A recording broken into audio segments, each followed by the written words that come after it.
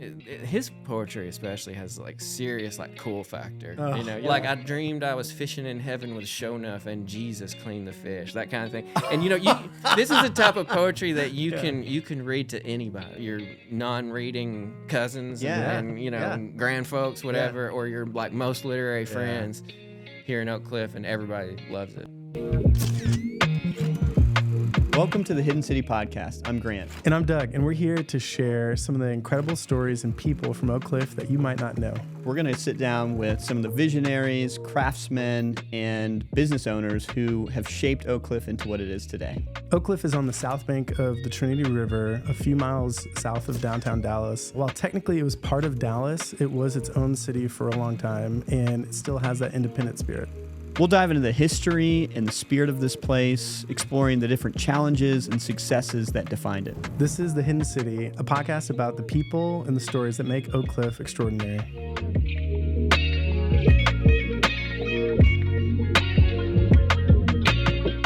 Welcome to this episode of the Hidden City Podcast. Today we're excited to have Greg Brownderville here with us. He's a professor of English at SMU. He's also the editor-in-chief of the Southwest Review. So, Greg, thanks for joining us on the show. Man, it's great to be here. Thanks for having me. Yeah, man, this is awesome. Always good to connect with another Oak Cliff resident, too. Yeah, I could have walked over here. I live right close. Yeah, right here in Winnetka Heights. Yeah, that's great. Tell us about how you made your way to Oak Cliff. How long ago and when? Well, I moved here in 2012 to take a job at SMU in the creative writing program. I'm a poet, and so they hired me to teach the how to write poetry classes. Nice. And so I was completely clueless about Dallas. I mean, I had been here a couple of times, just didn't know anything about the city. And I was just thinking, well, let me live close to work. That way I can, yeah, there you go. have a easy short access. Commute. Yeah.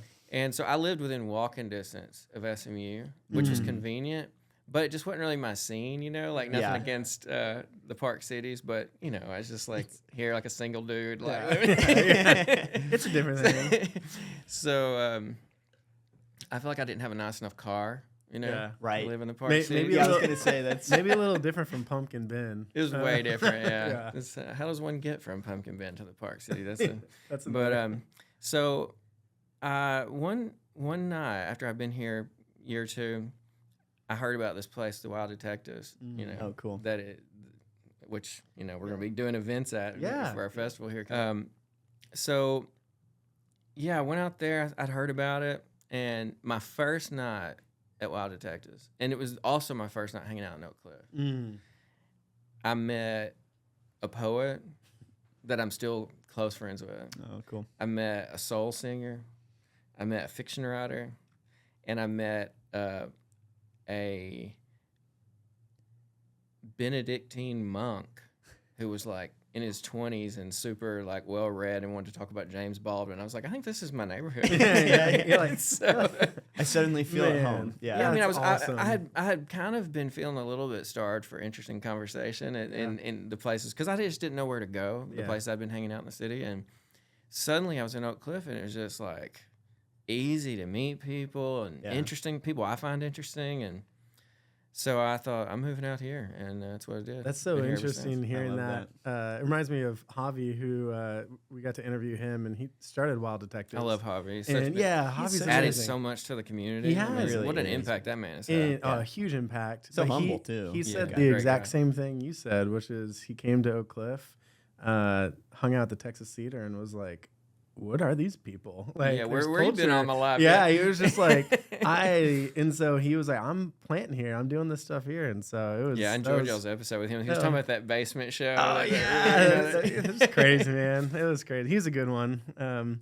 But, okay, so, Greg, tell us, you're from Pumpkin Bend, Arkansas. I'm sure a lot of people haven't heard of that place. Yeah, even in Arkansas. Yeah. And even in Arkansas. I don't even know where it is in Arkansas. But tell us about it, and then are there any memories that have kind of had a lasting impact on your work from that area that you draw from? Yeah, for sure. I mean, Pumpkin Bend is just a kind of what they call a wide spot in the road. You know, I mean, you have to be, and also you have to be trying to get to Pumpkin Bend. You don't accidentally go. You don't pass through on the way to some other place.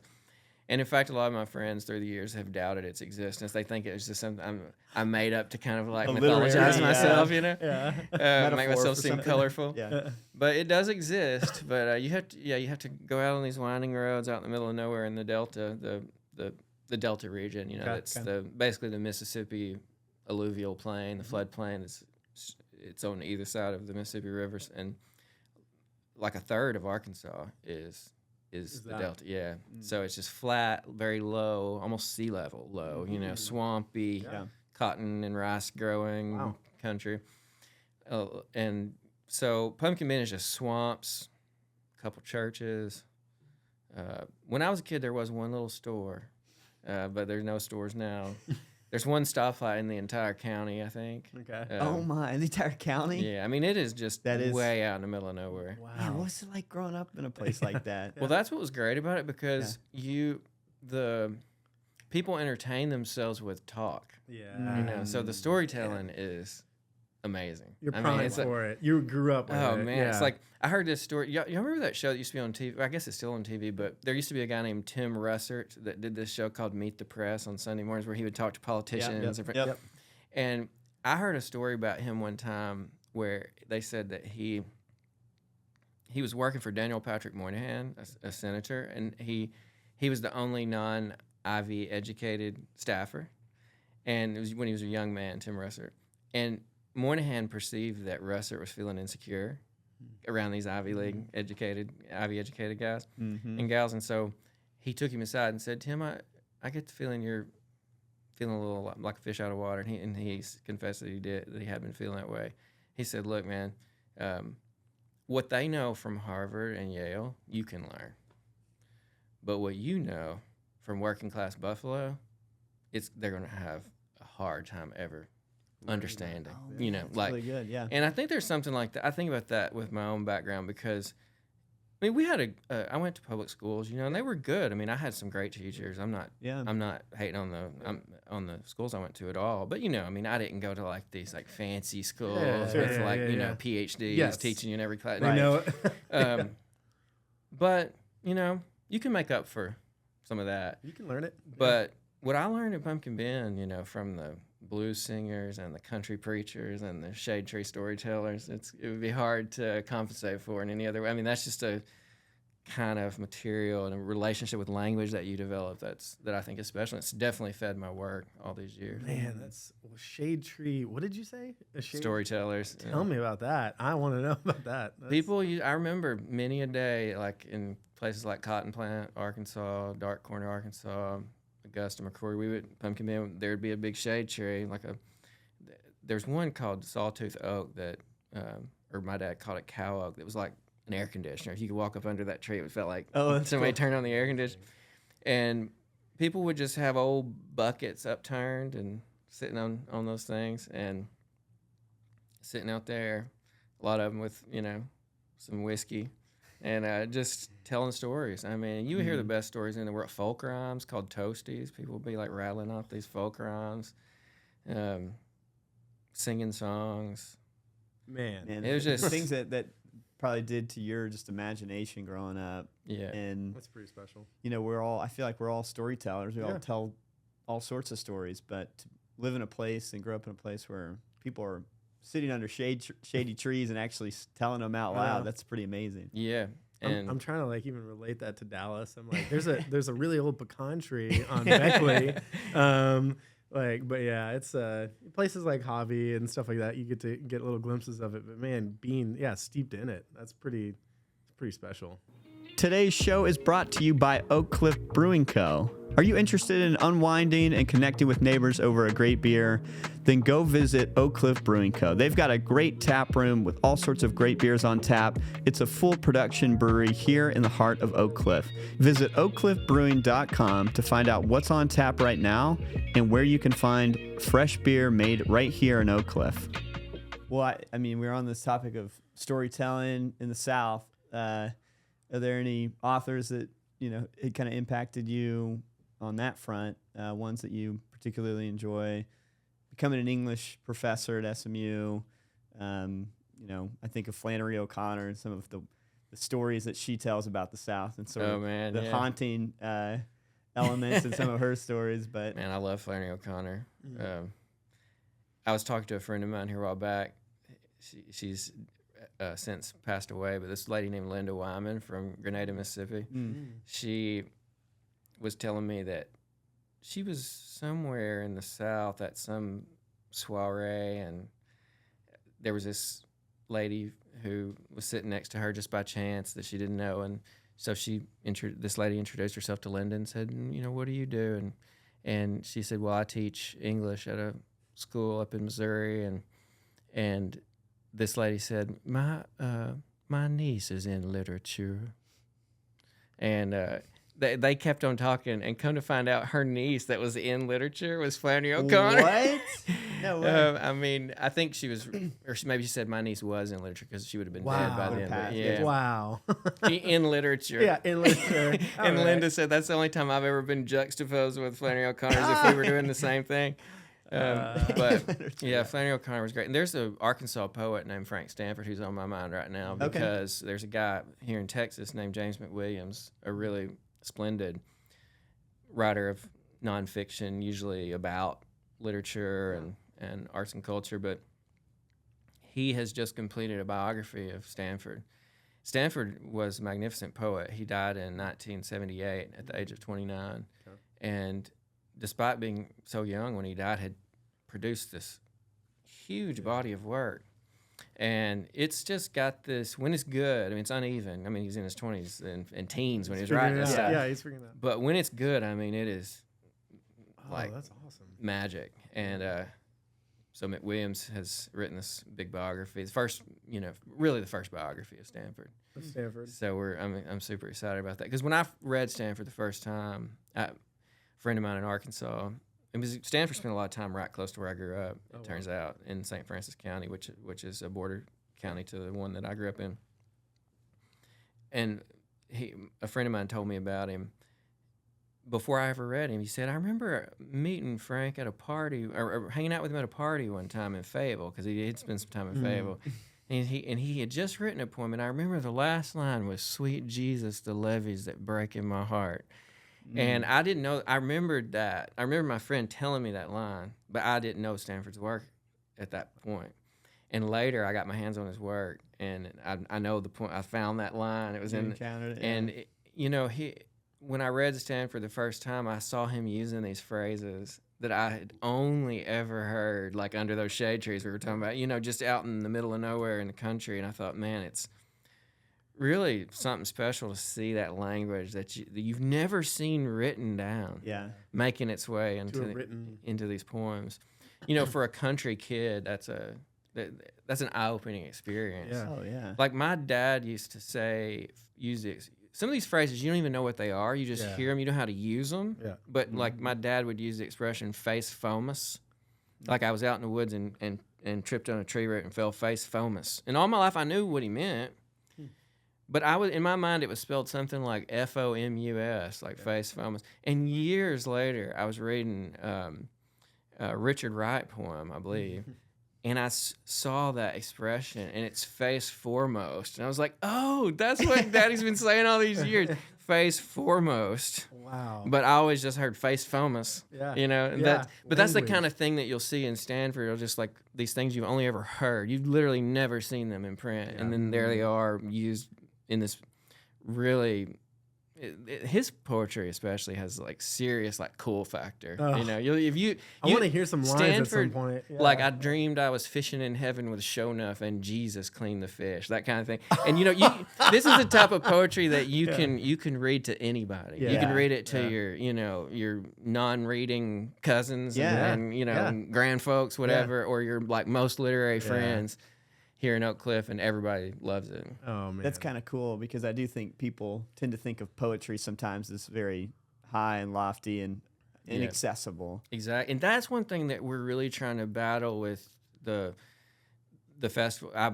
As you mentioned, I edit this magazine, Southwest That's Review. where we were going to go to, and we're going to do this festival April 11th and 12th here in Oak Cliff. Yeah, and well, that's one thing I'm trying to get people to understand is this is not going to be boring. Yeah.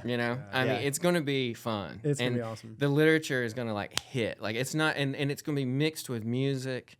like the live rock music, film, comics. Just put the literature like in the swirl with all these other things that people know they like already. It's culture. And then they realize, wait, I actually like. I like literature. I just had that big fancy word that was kind of intimidating me. Literature, Right. Flannery O'Connor was in literature. In literature. My niece. Man, I can't wait for that festival. I think it's gonna be amazing. Well, you touched on it just briefly, but the Southwest Review, and you're talking about having these words in print and. Kind of like doing this, even this festival through Southwest Review. Mm-hmm. Can you tell us more about Southwest Review, what it is, and your goals, kind of what you're doing? Yeah, I mean, so Southwest Review is the third longest running lit quarterly in the country. Wow. Oh, wow. The oldest is the Sewanee Review in Tennessee, and the second is the Yale Review, and then Southwest Review. It was started in 1915. And has published. I mean, it's just a who's who of American literature. If you look through our archives, it's incredible. Seriously, yeah, Oh, crazy. really cool. Like Nobel Prize winners. In fact, we just interviewed one, Annie Ernaux, a couple issues back. And so, yeah, like it's this august, kind of legacy brand. But what we're trying to do is make it feel like fresh, like a scrappy upstart or something. Because we're trying to infuse it with this new energy. I think that's exactly what's happening. And also we wanted to reconnect it with the region. It's not a regional lit mag in the sense that it focuses exclusively on, the South. It's not like that. Right. But the Southwest is an exciting place to be right now Sure is. in the world of literature, because the kind of back and forth conversation between the English speaking U.S. and down here, kind of the bilingual U.S. and Spanish speaking Latin America is just one of the best things going in contemporary lit, and we're just perfectly positioned to spotlight all the great work that's being done in this region on both sides of the border. This thing is absolutely beautiful. I mean, showing just everyone. It is, like you said, it's a heritage, almost like it's got this 100 years years kind of legacy. But you've done a beautiful job making this beautiful and attractive and approachable, where it's literature. You're like, people are being able to see this. And to your point, I know Hay Festival is another literary movement that's happening in Dallas. It kind of reminds me of what you're talking about, where these languages are mixing together down in this area where we're at, and people are exploring this stuff. And I think, man, you guys are positioned in an awesome place to kind of do more and more of this work and introduce people. So it's almost like two festivals in one with the name, because for the non-Spanish speakers, Frontera, para los hispanohablantes, Frontera, and we have writers here from the U.S., writers from Latin America, a lot of writers from Argentina at this one, and also Mexico. Mexico and Argentina are the primary Latin American countries featured this year. Cool. But then a lot of writers are, from an artist from the U.S. So it's a mix. Oh, that's great. And huge shout out to SMU, because, literary magazines have been getting closed down left and right. And a lot of institutions of higher learning that claim to support the arts and humanities won't put their money where their mouths are and support literary magazines. But SMU has kept this thing going for a long time and is supporting it generously, particularly SMU English, the English department, and particularly I would say the provost office and the English department have supported us generously. I just want to say thank you to those folks. That was exciting to hear that, for sure. Yeah, it's one of those things that I love, that it's gone on for so long. Yeah. And they're keeping the streak unbroken by funding it. And like Doug was saying earlier, it's just a beautifully done magazine. I think we were talking about that a little bit earlier, just the idea that the fun part of having a magazine is that you can make it beautiful. Yeah.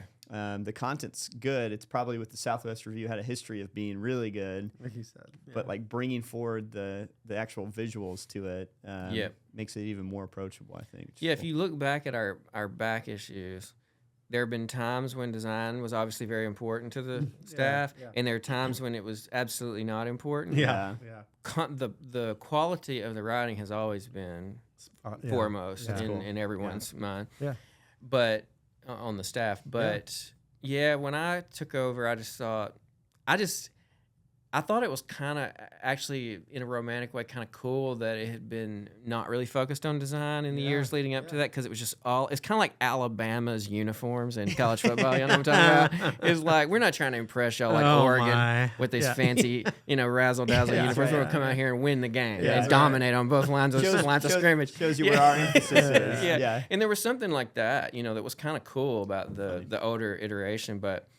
I just can't help myself because I love color and design. And, I've been fortunate to work with Julie Savasky of 508 Creative in Austin, who's helped us out with that, and my managing editor Bobby Ray's been awesome with design. So we got a great team and the whole crew. And that's one thing about Southwest Review. And one of the cool things about Frontera is our staff is spread out across different countries and states. I mean, we're all over. We've got Sylvia. Hergina Estrada lives in Saltillo, and we got staff up in Maine and some in Mississippi and some in New York and all around.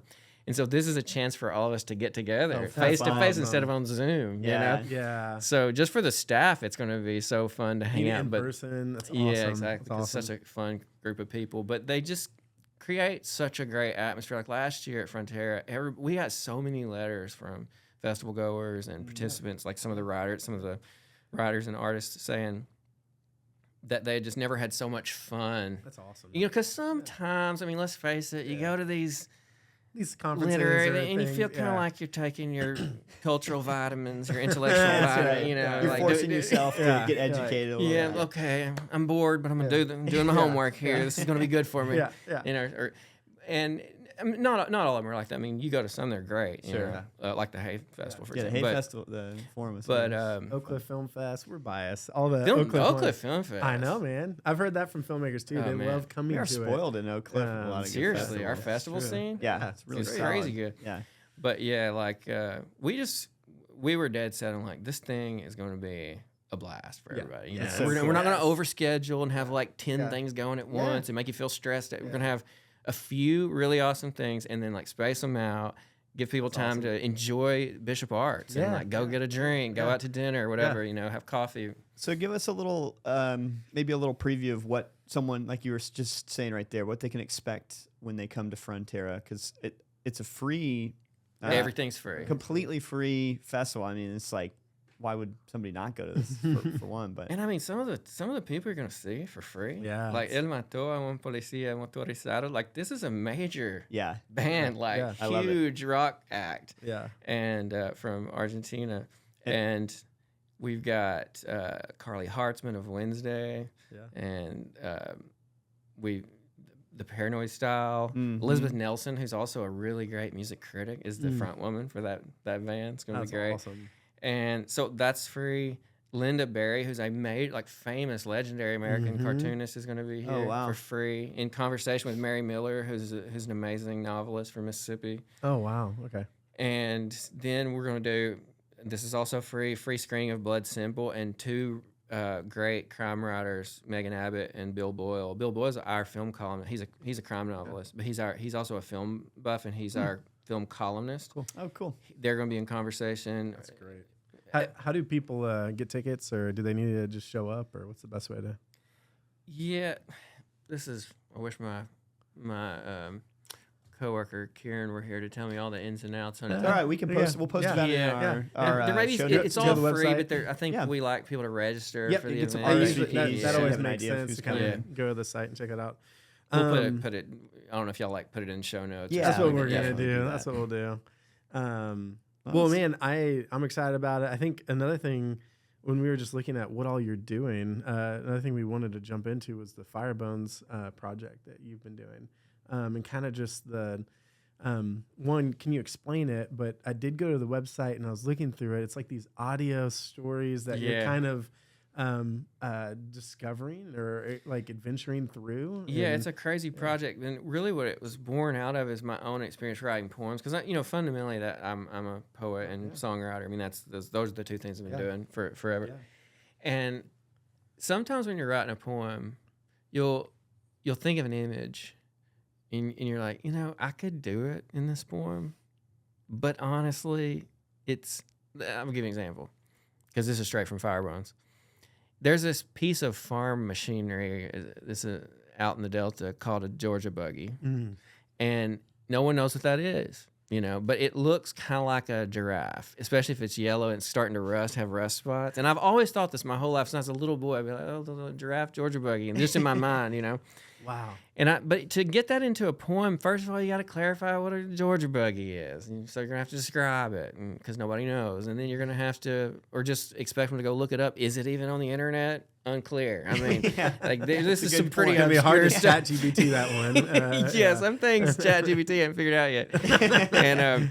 And so, but you even if people have never seen it or they've maybe glimpsed it, didn't think twice about it, if you just put it in a video and have a little kid in a giraffe hat wandering around there, you can get that across in a visual. And I would think that was like, this really should be a video. I'll think that while I'm writing a poem. Oh, wow. Or I'll think, this next part would actually work better as a song. Or just a still photo, or if it were audio only, because audio only is better than video at some things. When you get that certain kind of intimacy and so it just occurred to me one day, I was like, what if I told a big story, but at every point along the way, I asked myself, which art form would do the best job of telling this part? Oh, fun. And so that's what Firebones is. It's just free at firebones.org if anybody wants to check it out. And you just start clicking on these icons on the website, and it might be a podcast, it might be a video, it might be a song, it might be a poem. And it's all based on what I thought would work the best. And on this I worked with another Oak Cliff denizen, Bart Weiss, who's kind of a legend of the local film scene. And so we would sometimes we didn't know whether a given part of the story, what should it be? Sometimes you had a strong intuition, like this has got to be, a song or a photo, whatever. But then sometimes we didn't know, and it's expensive to do a video with a whole crew and lighting and gaffers and everybody. It's not a small endeavor to be like, this part should be video. And so we did. I remember in one case we did this whole scene, and it was like we went to someone's house, and they had to clear out for the day, and just and it just flat out didn't work as video. Yeah. And so I thought maybe it wanted to be a podcast, and I redid it as kind of a bizarre, almost like absurdist podcast, and it worked like a charm. It was like sometimes you don't know till you try it. Yeah. Is that the term Go Show? I call it a Go Show because it was really designed to be experienced on a smartphone. Yeah, okay. So it's like a show on the go. Nice. And you can just watch it's like a season of a television show. I mean, it's like 4.5 hours of content, but you could do a couple chapters, take a break. Do it's beautiful. Like the words, the imagery, everyone should check it out. The really hard thing about that project has been the people that go and experience it, I get nothing but good reviews from. Yeah. It's just trying to get people to go to the website because it's not on Spotify. It's not on YouTube. Yeah. It's not, it lives in this boutique website. Yeah. It kind of reminds me, you said a season, I remember when Serial came out or any of these, their websites were always unbelievable. And you would explore. The S-Town website was so S-Town website was gorgeous, and you could get lost in it. Yeah. And I feel like that's true with this website. Yeah. It's definitely one of those click and explore and because Kylie Rose Parrish, a local Dallas artist, did these beautiful handmade collaged icons for every single piece of content. Yeah. It's awesome. So it's like being in a folk art museum, just wandering through that website. Check it out for sure. Talking about Firebones, talking about all these fun and cool projects you're part of, but I want to go back to when you started in Pumpkin Bin, and you mentioned kind of in passing earlier, Pumpkin Bin to SMU is a story in itself. I would love to hear how you made it from Pumpkin Bin to SMU, and maybe your love for literature, storytelling. You hinted at it earlier, and kind of the place you grew up was saturated with that. But how did that continue to evolve for you over time? Well, I was lucky in that my mother worked at the county library when I was a little kid, and her coworker was this lady named Eunice Cheatham, whose husband Bob ran the local landfill. And when the library books would be, kind of nobody's checking them out anymore, they're old and raggedy, and they're just ready to get rid of them. Yeah. They would go to, it was a direct pipeline from Miss Eunice to her husband Bob, and then they would go to the landfill. and it was really not. I think it might have been against the law for me to take those, but I had the hookup because my mother worked there. And good friends with the Cheathams, and so sometimes I would get these books for free. And That's cool. Wow. And I remember I was really into 2 books I got that way that I kind of rescued from the landfill were a collection of Mark Twain's short sketches. Okay. I remember there was one about going to a barber shop that really cracked me up. And there was one about a jumping frog, and I remember these sketches and what an impression they made on me. Because kind of back to what I was saying about Stanford, Twain was using dialect. Yeah. And, it's like Hemingway said, he was the first American first writer to write in American. And so I liked that about Twain. And then I also got a book of Shakespeare's, like a collected works of Shakespeare. And so my 7th grade English teacher saw that I was reading these Shakespeare plays, and she said, we offer a Shakespeare class, but it's only for seniors. And if I could get you in it, it wouldn't be for credit, but you could go and like learn the stuff. Would you be interested? I was like, heck yeah, I would do it. And so they actually let me I did all the work, all the reading, took the test, everything. I just didn't get any credit for it. When I was in 7th grade, I was able to do the senior Shakespeare class. Whoa, that's cool. And it's the kind of thing that would happen out there. Yeah. And then like there was a teacher in that school named Rod Kidwell who, when I was 7th or 8th grade, kind of took an interest in me and in my work and encouraged me as a writer. And I spent a lot of time over at his house. We're still buds to this day. And he gave me, and I remember he gave me a book of a Norton anthology of modern and contemporary poetry. Back then it was one big book. Now they split that into 2 volumes.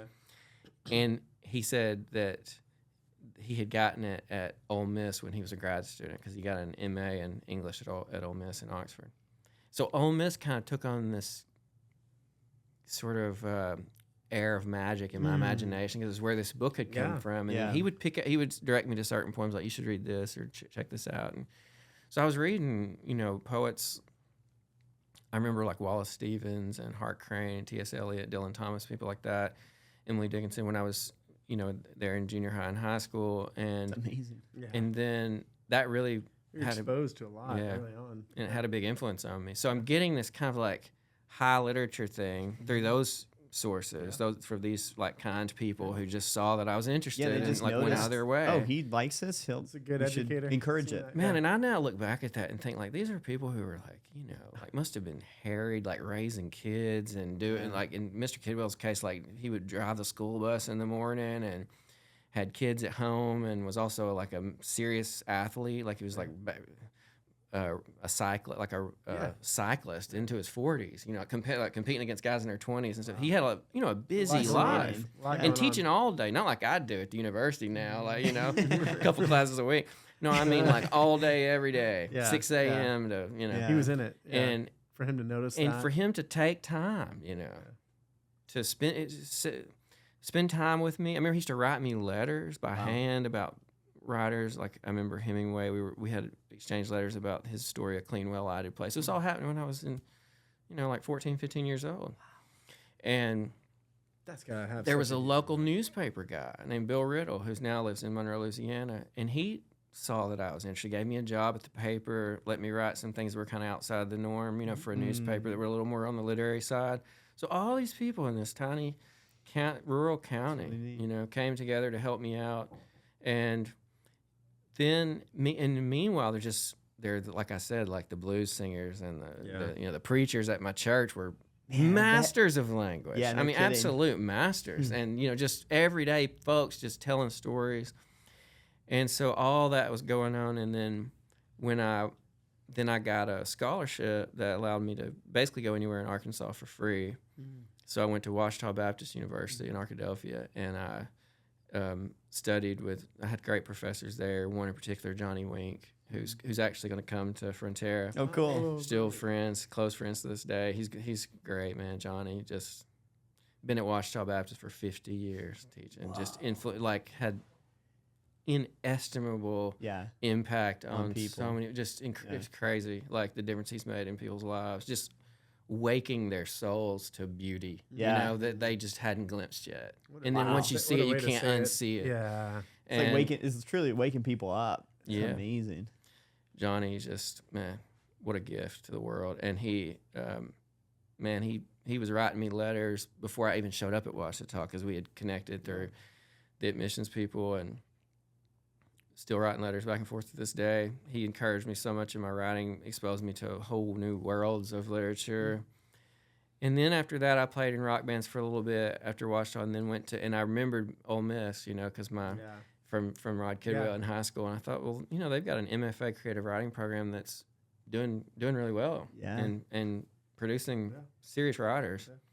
So I applied and got in, and then got my MFA in Oxford. That's where I met Bobby Ray, who's now the managing editor of Southwest Review. Nice. And met so many great people in Oxford. I mean, that's it competes with the other Oxford for literariness. Yeah. Good. I mean, honestly, Yeah. I mean, Mississippi, it's just amazing. incredible. Yeah. Like the number and quality of writers that it has produced. Mm. It's like I knew this professor one time that said, he's like, what is it about a state like Mississippi which can produce but not appreciate a William Faulkner? Yeah, that's good. But nowadays in Oxford, they can not only produce them but appreciate them. And That's Wow. great. I love that. Mississippi, and I always felt close to it because I was in the Delta, like right there, close to the river the whole time. And so then from there, I got a teaching job up in Missouri. That's where I met Linda Wyman I spoke of earlier. Yep. That was just like graduating in May, teaching in August. Yeah. You know. Yeah. And then I was there for a little bit and saw this job at SMU come open. And I thought, you know, SMU is kind of like Ouachita and Ole Miss.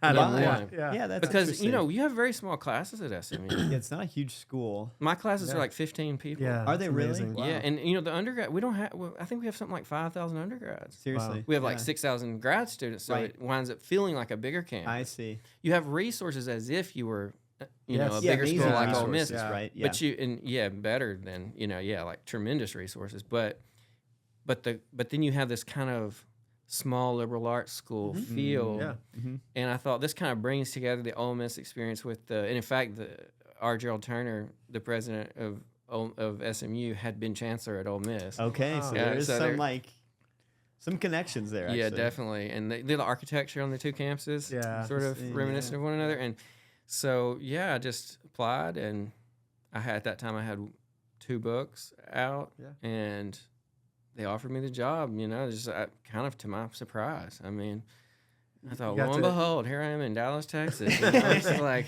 you never know where life will take you.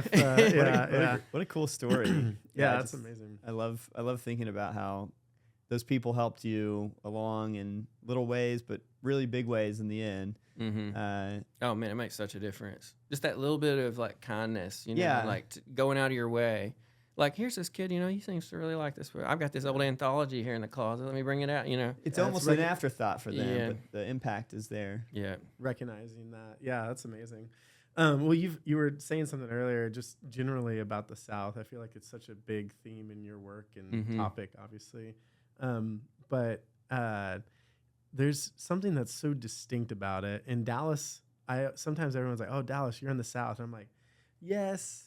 But it's also like there's different parts of the South, and like I'm so curious how you would almost describe like Dallas, maybe even Oak Cliff, but Dallas within this like world. And also I think there is something even pulling back further from that that's like really distinct about the South. I was talking to a chef, and they were like, "Oh, the only true American cuisine is the South," and that was their take. And I was like, they're like everything else was, you know, it's taken from the French or taken from this, but there's something that's like from the ground and real that's here. And I don't know if that translates to literature or maybe some of the arts in your opinion, but I think and of course we're biased because we're like kind of, you know, in this area. Yeah. But yeah, I'm curious kind of how you take that, and also Dallas and Oak Cliff's kind of world and role in that. Yeah, I mean, I do think the South maintains a distinctive culture. I mean, it does. People who come down here for the first time definitely feel it. Yeah. And Dallas is interesting in relation to this discussion of American regions because, okay, it feels like it leans little more towards the southeast than to the southwest to me, but it's kind of like the gateway to the southwest. Right. I mean, if you go, you got Fort Worth, right? By the time you don't have to go very far west until it starts to feel to me like, okay, I think we're leaning southwestward. Yeah, it seems like we're Fort in that Worth transition area. It feels like we're right on the line, really. It's like Fort Worth is, like you were just saying, the gateway. It's like where the west begins. Southwest and southeast. And then, Dallas is where this southeast sort of ends. Yeah. I mean, feels like. How I notice it is that in Dallas, it's driest, or it's hottest when it's driest. So when it's like 107 degrees in Dallas, people will complain about the humidity, but it's actually not that bad. Not too bad, comparatively. really. I mean, it would be like 40 on a bad day. It'd be like 50% or something usually. Occasionally you can get above that, but not that often. A lot of days it's like 20, 30. Relative humidity. Whereas if you don't, when you're in the like I lived in Charleston, South Carolina for a little while. I mean, or even the Delta where I'm from. I mean, it's just like the air is just lotiony. Yeah, it's thick. You can have like 80% humidity. Yeah, It's 90 and degrees still be hot. Yeah. yeah. So that's one way I noticed that. I noticed when I moved here, my eyes would be really dry all the time. It's like, because the air's a little dry. But Dallas is still very green and leafy. Yeah. And it's still, to me, I feel like it's a little more aligned with East Texas than West Texas. It's just the way it feels. That's interesting. But there's a little less out here. I feel like it's a little things are a little less burdened by genealogy, especially with respect to the aristocracy. Like it seems like a lot of the money is new money, whereas in the Deep South, man, it's like, I mean, a lot of those counties are still run by the people that the towns are named after that own the gigantic farms, and it's just them. It's very clear hierarchy, and it's a historic one. And there's not a lot of new money. Yeah. It's like people who own thousands of acres. Yeah. Have the money. And that's it. Yeah. Yeah, and so especially in the rural Deep South, and there's not a big middle class in the Delta where I'm from. There's not a big middle class. Yeah, it's kind of like some rich folks, a whole lot of poor folks. Yeah. Not a lot in between. That's really interesting. In fact, the town that I went to high school in, there was no school in Pumpkin Bend when I was coming up, does have. It's unusual. It's a town called McCrory, in that it has like a decent sized middle class. And so in that region, it's just like a more mercantile town. Yeah. So it's done a little better. I mean, that has done, I'm not saying it's like a thriving boom town or something, but I mean, it's done better than some of the neighboring towns, which were so stratified. So it's like aristocracy, very small. Yeah. Right. A whole bunch of poor people. Yeah. That's interesting.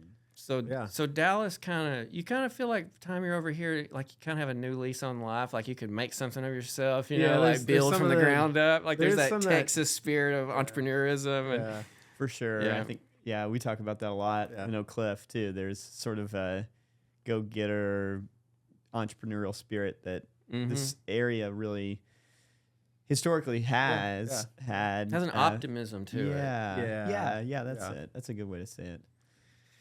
And I mean, we could talk about the South, I feel like, forever. And some of this, I would love to go back to literature for just a sec. And I know you were describing so many ways how you were interested, what got you interested, but what do you think it is about literature that continues to just draw you in? And maybe, what things are you interested nowadays in your teaching and then in your own research or work? Yeah, I mean, I think first and foremost for me, I have a word obsession and always have had. So I have words activate in my imagination a kind of multi-sensory experience of delight. So I remember when I was a little bitty kid, like lying in bed and just like I would just think of not a special word, like a simple word. I would just be thinking about any old word. I mean, it could be like a simple word like day.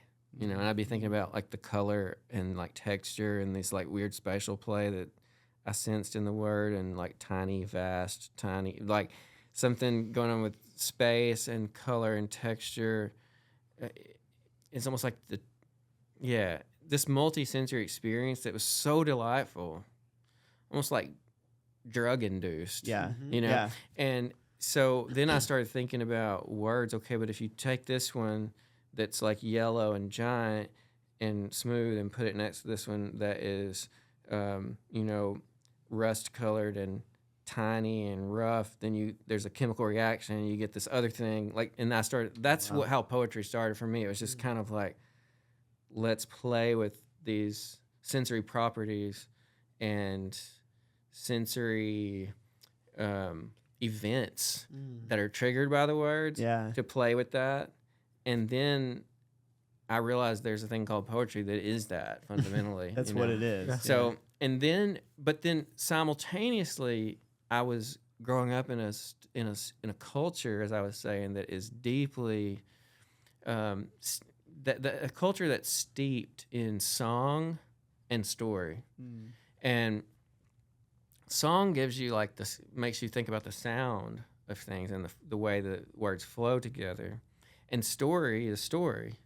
And so even though that thing about words that I was describing was that was at the heart of my attraction to literature, but song and story entered in as elements of my relationship with literature. And so now I think what I do is kind of a mix of those three things, just playing with the sensory properties of words, playing with the music of language, and then also often, not always, but often telling stories.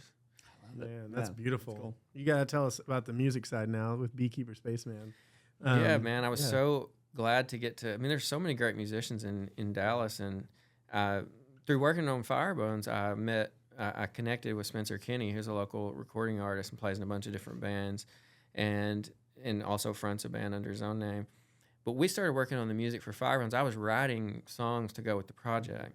And at the time, I just thought, okay, I'm going to write these songs. We're going to record them, and we'll use them in the films and podcasts, to kind of conjure atmosphere.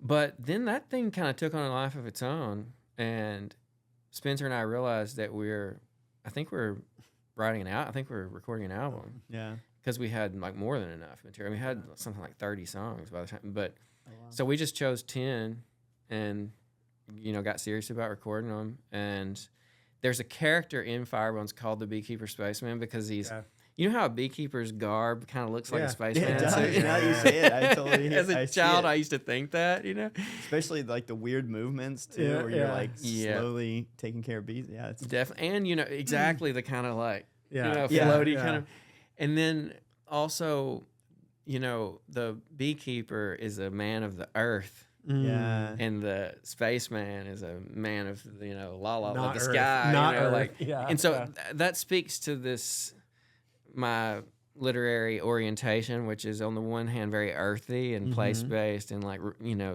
with got its bare feet in the soil, and the other side that's like loosey, like just flights of fancy, Yes, that's awesome. Oh man, that's so great. I love hearing how you just think about words and how free you are almost in a way to be like, all right, this is going to go into music or this is going to go into this medium, and it almost starts with like the idea or the feeling first and then works its way out into those. That's pretty awesome. I'd probably benefit professionally from being like super focused and doing one thing instead of like 10 things, but I just can't be like that. I just too restless. Think we can either, Grant. I'm afraid we know what you're talking about, Greg. It's a blessing and a curse, isn't it? Yeah. Well, tell us about, speaking of another thing you do, you've got a podcast. What do you talk about on your podcast? What's the theme of the show? And what's the name? And is there any episodes that you would point people to that you think are particularly good? Yeah, it's called the Greg Brownderville Dimension, and I'm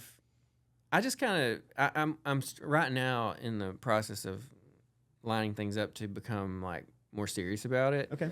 For the last few years, I've been doing it kind of just when something would strike me. Cool. But I'm about to become much more disciplined about putting episodes out. But I've mainly used it to talk about things that are kind of adjacent to all the other things I do, but don't quite fit in the classroom or in my music or you know explorations or and a lot of it has to do with I've done a lot of folklore field work. I'm deeply interested in folklore and mythology. I'm just obsessed with it, really. I mean, I spent 3 years just wandering the Delta like a crazy person. Like, do you have any stories? Could you tell me? Like, I was just collecting. I have like 400 pages of transcribed stories that I just collected out of pure obsession. So you were just going out and asking people for their stories and just trying to document them. Basically. Exactly. Whoa, that's cool. I just had this like sudden, it just overtook me, and I felt this urgent need to collect stories, and it's I mean, it is a good thing to do because. No, I've heard of this in Oak Cliff. Even there's the Bottoms neighborhood, and someone was trying to find this musician. I forget the name of the musician, but like his family, just like, hey, I just want stories. Like even if it's trying to go and talk to people. And collect those. And that folklore can die with people that are the last ones telling the story too. And again, this is maybe not always fair, but Dallas sometimes is like very, very new and very not old, and sometimes it's like purposely it doesn't purposely so, and it doesn't think through that sometimes. Cover up so some of those things. I think Oak Cliff is one of those places where you feel like, oh, okay, I can have this connection point in some of those areas, and so. Yeah, I'm curious. This is a conversation for later, but like, if there's any of that happening in Oak Cliff, or people out like collecting the stories. And nowadays the audio gear is so cheap and high quality. I mean, your phone. Yeah, you can just click the record button. That's Don't tell Jason that. It's better than what It's not obviously can do better than the phone. But. The phone is way better than what a lot of ethnologists were using decades ago. Yeah.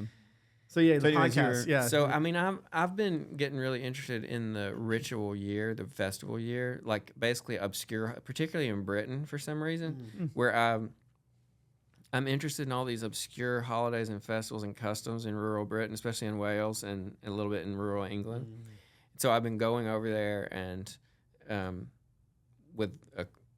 with cameras and audio equipment and just documenting these things. Cool. That's very cool. That's amazing. So a lot of my stuff I talk about on the podcast is, weird folklore, mythology, and sometimes having to do with these obscure holidays or customs. So I'm thinking of one, the cheese rolling. That's what everyone in England is doing. Like, you got to do the cheese rolling.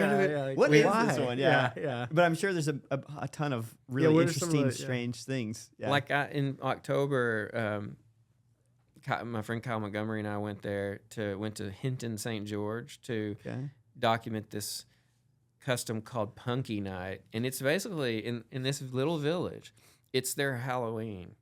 So the last Thursday in October, they do this thing called Punky Night, and all the kids hollow out these root beets called mangelwurzels, and carve little faces on them. They're so much scarier than pumpkins. Look really friendly. Compared to these. Punky Night gets creepy. And it's.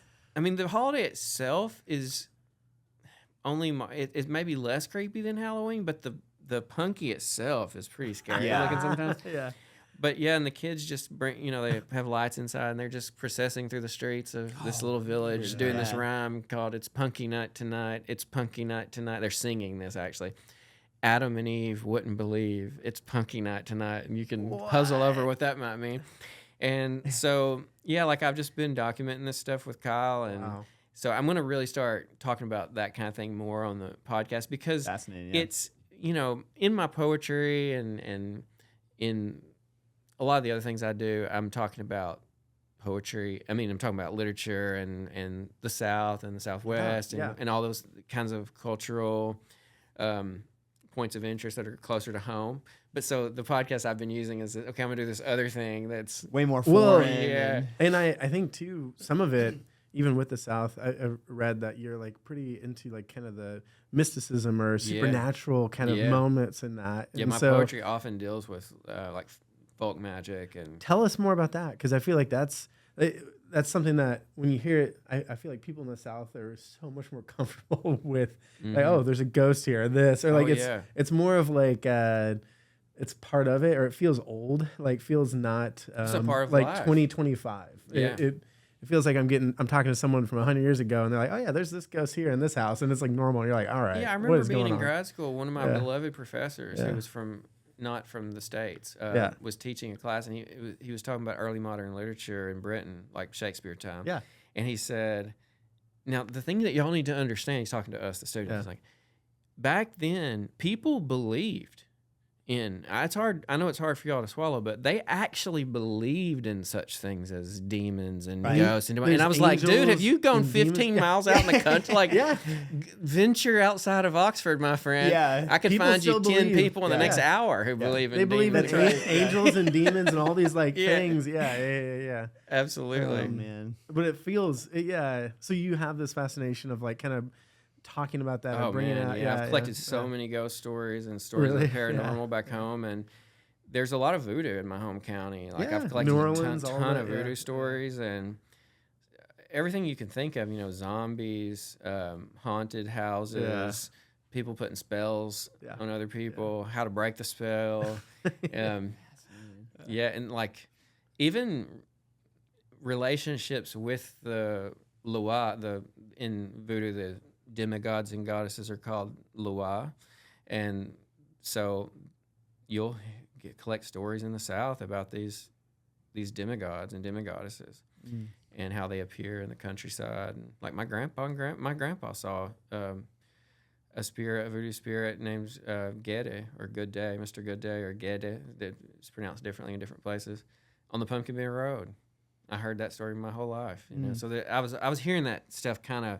Really, what the folklore research for me was a formalization of something that had been happening by accident in my whole life, just hearing stories, Today's show is brought to you by Waxspace. Are you looking for a place in Oak Cliff to connect and meet other neighbors?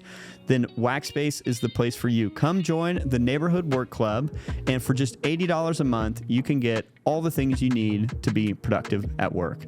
Why work from home when you can work from a place with other neighbors? We've got cold brew, fresh coffee all day, phone booths for your meetings. We've got a podcast studio and a lot of other amenities here. So visit thewaxspace.com to learn more and sign up today. I just feel like, you don't hear that in New York City or LA or like that kind of stuff. It's so, it's such a present belief too. It's like, somebody like your grandpa, it's that close to you.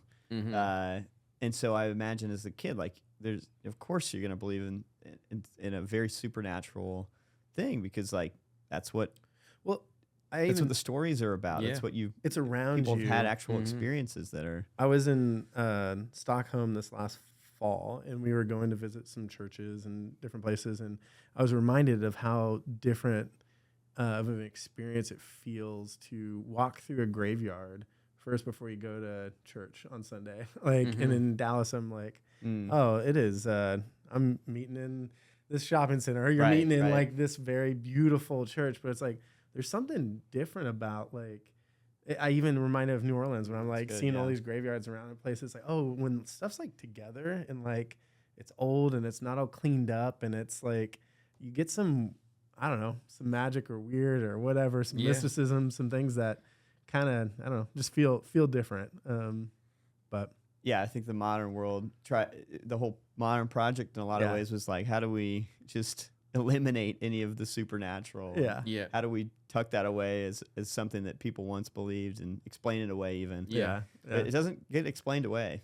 No, and like I remember I was in the country church I grew up attending. One day we had potluck dinner after Sunday service, and we had just heard a sermon about heaven and hell, and then now we're in this potluck dinner, and these people that lived in Pumpkin Bin were telling about how their house there in Pumpkin Bin was haunted, and they started talking about how the mirrors were flying through the air on their own and doing like twirls in the air, and crazy things were happening in the house, and they know it's haunted, and I, because it was fresh in my mind, we had just heard the sermon about dying and going to either heaven or hell. I said, so these, I was just a little kid, and I said, so are these, wait a second, so when you die, you go to heaven or hell, but so who are these?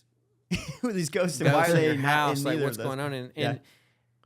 And the guy, Brother Wayne, this guy named Brother Wayne, he just looked at me like, what are you talking, like, why does this trouble you? Like, you don't have to like make these, that was sermon time. This is ghost story time, and we don't have to make these things match up into one like unitary worldview. Yeah, you know, he's like, be okay with this contradiction. Yeah, basically. and that really taught me something, honestly. Yeah, because two things can be true. Kind of, and it's like that embrace of mystery. Yes, just like living in the kind of beautiful tension between these kind of seemingly irreconcilable storylines about how things work.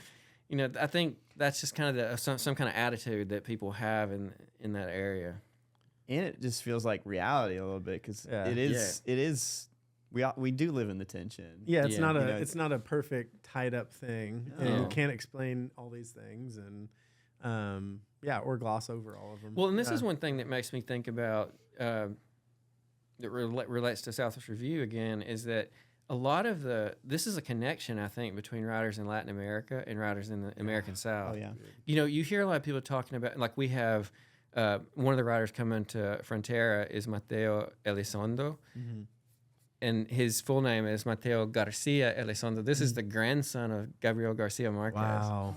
And, you know, I mean, when you think about Marquez and all these great writers from Latin America, and very often when people discuss Latin American fiction in particular, they'll talk about magical realism, you know, and because there will be this interesting way in which the supernatural weaves into like the workaday reality. Yep. And I've heard some Latin American writers say, well, it's not, I mean, that's just we're just writing about life as we know it. You know, it's not like some deliberate attempt like, let me bring in some magic, you know? Yeah. Here's a little tool that is life. Yeah. And I think, my friend Julian Herbert in Saltillo, Mexico, his wife Sylvia is an associate editor of the magazine. Oh, cool. Julian has been a great friend to the magazine, and we've published him multiple times. But Julian was talking about this, and he said he's always felt this kinship between the literature of Latin America and the literature of the American South because of this kind of relationship with the numinous, with the ineffable. You know, just that you're just kind of strolling through the quotidian, you know, through your everyday life, and something fantastical happens, but it's not really experienced as a fantastical interruption of everyday life. It's experienced as a part of what it means to be alive in this kind of mysterious world that we inhabit. So I think that's a connection. I think we'll see people who come to Frontera, for example, there's gonna be a big reading at Wild Detectives on that Saturday, April 12th, and we're gonna have like 10 writers just like rapidly come up and read, you know, quick, like 5 minutes a piece. Yeah. And I'll bet you'll experience like something of this connection that we're talking about in the South, because I think it's in the South and in Latin America. Yeah. Oh, that's fascinating. Well, that's all the reason I needed to go to Frontera. So I can't wait. That's going to be an awesome event. Yeah, it's going to be great. A couple of days. Everyone needs to come to it. Yeah, that's right. So Wild Detectives, Texas Theater. I think I saw Kessler Theater too. Kessler, right? That's where the music's going to be. Okay, great. We got to have something All at the Wax iconic, Space someday. I know. Well, that was our idea, you know, like let's just do it out here in Oak Cliff, you know, because SMU English, the department in which I teach, does a lot of really nice programming on campus. Yeah. You know, I mean, we've got a project called Project Poetica, another one called Narrative Now. Yeah. Poetica is focused on poetry. Narrative Now is focused on narrative. And we're bringing in like rock stars, you know, like and they're on campus and doing like really nice events. So we're making that type of experience available to people who want to come to a university campus and have that sort of experience. But we wanted Frontera to be like out on the streets of Dallas, like in venues that you're used to. You know how to park. Yeah. You know how to get there. Awesome. That's awesome. And it's just a little bit like your everyday places that you know and love. That's great. And so SMU English is kind of meeting people in different ways. You know, I love that. Way to go, SMU English. Yeah. That's great. That's really cool. That's great. That's great. Well, Greg, it's great to meet you. Thanks for coming on. Man, I could talk to you all day. Thanks for having us. Come back and let's do it again. Yeah, anytime, man. Awesome. Appreciate it, Greg. Thanks. Hey, thanks for tuning in to this episode of The Hidden City. We hope you discovered something about Oak Cliff that you didn't know. If you enjoyed the show, I hope you subscribe to it on YouTube and then follow us on any of the podcasting platforms. Also, if you enjoyed it, please share with a friend. And thanks so much for tuning in.